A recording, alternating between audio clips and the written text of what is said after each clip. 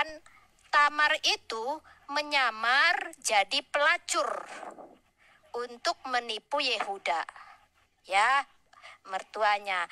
Nah, caranya menyamar, dia itu menggunakan telekung dan berselubung. Lalu dia pergi duduk di pintu masuk ke Enaim di jalan. Ini berarti boleh saya potong? Saya masih bingung. Berarti jatuhnya itu adat ya? Adat ya? Ya, jadi adatnya orang Korintus. Adat ya? Berarti itu adat ya? Adat dimasukin ke jatuhnya itu kitab di Korintus. Kok adat bisa dimasukin ya? Itu bukan kita pengajaran. Iya, kita supaya kita belajar di mana kita ini kita bijaksana dalam menjalani kehidupan ini. Alkitab kami itu memang berdasarkan sejarah, brother. Ya, biar kamu tahu gini, biar kamu tahu di tempat lain. Iya, Pak Erben. Itu namanya kontekstualisasi misi. Jadi misi. Nah, itu tuh. Silakan Pak Erben. Contoh ya, saya orang Batak. Ketika saya datang ke orang Jawa, maka saya harus menghargai budaya-budaya Jawa. Saya tidak boleh memberangus budaya Jawa selama budaya itu tidak bertentangan dengan hakikat kebenaran Kristen. Contoh lo masalah pakaian tadi kerudung, ya udah itu bagus kok, sopan. Ya itu. Intinya berarti ini untuk seluruh umat, hanya untuk orang Korintus doang gitu. Dengarkan, jadi setiap pemberita kan si Ibu Kortin ini bilangnya gini kan, itu hanya budaya buat di pas Korintus. Paus bilang itu kan, Paus bilang itu kan. Mas Faisal dengerin dulu. Itu contoh. Oh iya. Itu contoh untuk pengajar, Mas. Untuk jadi pengajar, gini, Mas. Itu kan konteksnya itu memang betul yang dibilang Misadasa, itu surat kepada jemaat di Korintus yang berkaitan dengan budaya Korintus. Terus bagaimana dengan orang Indonesia? Iya betul. Kalau orang Indonesia bagaimana? Kita kontekstualkan saja konteks dari Korintus itu, kita aplikasikan di Indonesia. Contoh, budaya apa yang sesuai nilai-nilai budaya yang tidak bertentangan dengan Injil, kita pertahankan. Tapi budaya-budaya di Indonesia yang bertentangan dengan Injil, pelan-pelan kita harus memberikan pengajaran supaya mereka mengerti bahwa budaya itu salah. Berarti di dalam Injil itu, Pak, ada yang budaya, ada yang ayat gitu, asli gitu. Jadi gini ya. Itu apa? Yesus, dengar dulu ya. Kan bilangnya gitu kan, ada yang budaya, ada yang gimana? Dengerin dulu dong, Mas Faisal. Iya kan bilangnya gitu. Iya, saya lagi dengar. Tapi cara kamu berpikirnya jangan begitu juga, gitu loh. Iya, dengerin aja. Ngerti dulu semuanya. Mengerti nggak, Bro, yang nanya? Ada.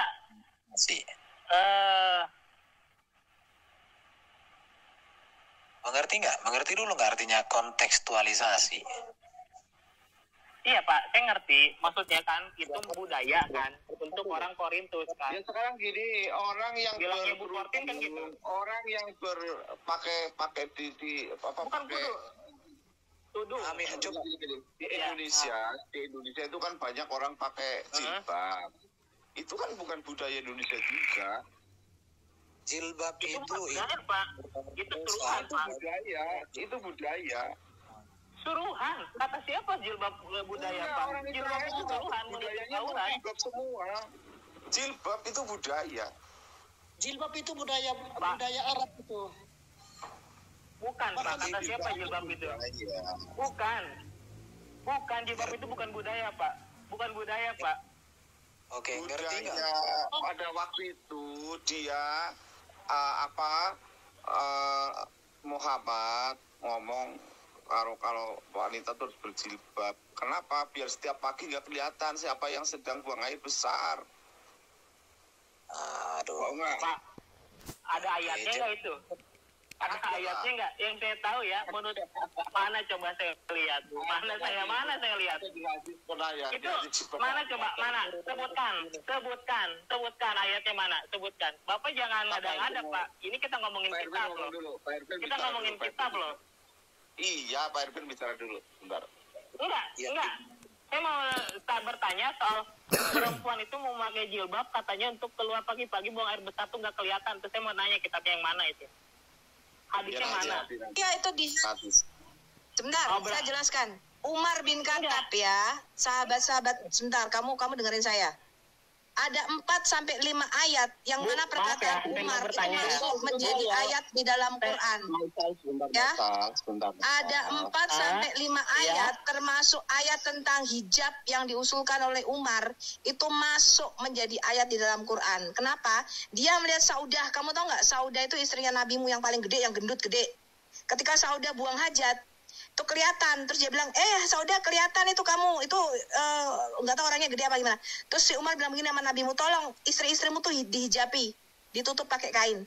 Nah kemudian ayat hijab itu turun, termasuk kiblatnya dipindah dari Yerusalem ke Ka'bah, itu usul. Umar, kau baca hadismu, baca makanya bagaimana wahyu itu diturunkan supaya kau pintar, jangan dibohongin. Jangan Bu, saya bisa tunjukkan 4-5 ayat termasuk hijab itu usulnya Umar yang masuk menjadi ayat dalam Quranmu. Umar berkata nih ya, Rabku atau Tuhanku setuju dengan aku dalam 4 atau 5 hal, termasuk makam Ibrahim, termasuk di dalamnya hijab. Baca asbabul nuzul ayat-ayat Quranmu. Ini tidak menjawab pertanyaan saya ya, jujur, tidak menjawab pertanyaan saya. Tidak menjawab pertanyaan. Iya, hijab itu bukan awalnya bukan firman-Nya Allah, itu usulnya Umar bin Khattab melihat Saudah. Kamu baca dong asbabul nuzulnya. Kamu baca bagaimana ayat-ayat itu diturunkan. Baru setelah usulnya itu, setelah usul itu ayat itu turun. Ngerti nggak kamu? Baru nabimu mendapat wahyu ting ting ting ting ting ting ting dalam bentuk bunyi bel. Ting ting ting ting ting ting datang. Kemudian ayat tentang hijab itu turun. Baca asbabul nuzul. Tidak belum menjawab pertanyaan saya ini. Ibu tahu Bunda Maria? Saya menjawab pertanyaan kamu. Seperti saya, Maryam, dia memakai tudung ya. Dia memakai tudung ya. Beliau itu sangat terhormat memakai tudung. Kenapa Bunda Maria memakai tudung, umatnya enggak ya? Saya bingung.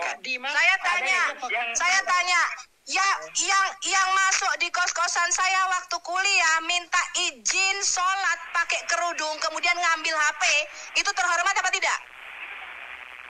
Nih Bu ya, Bu.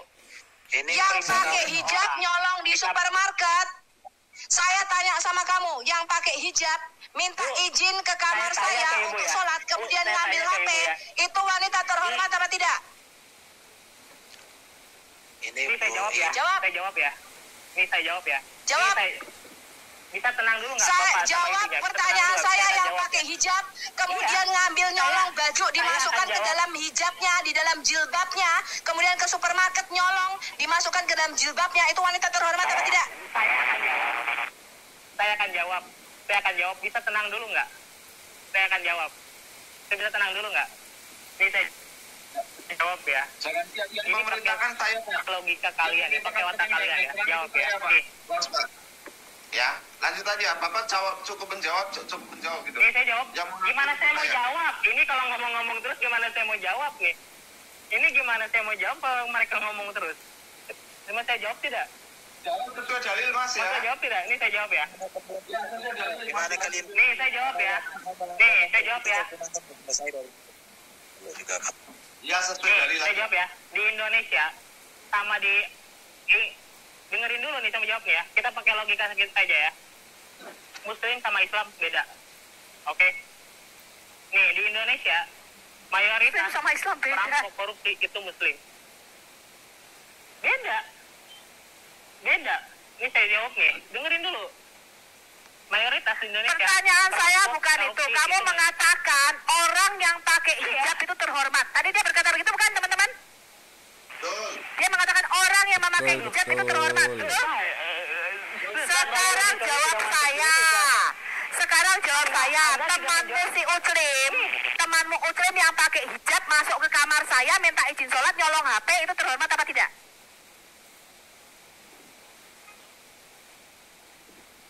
Nih, coba pertanyaan saya enggak? Jawab, jawab.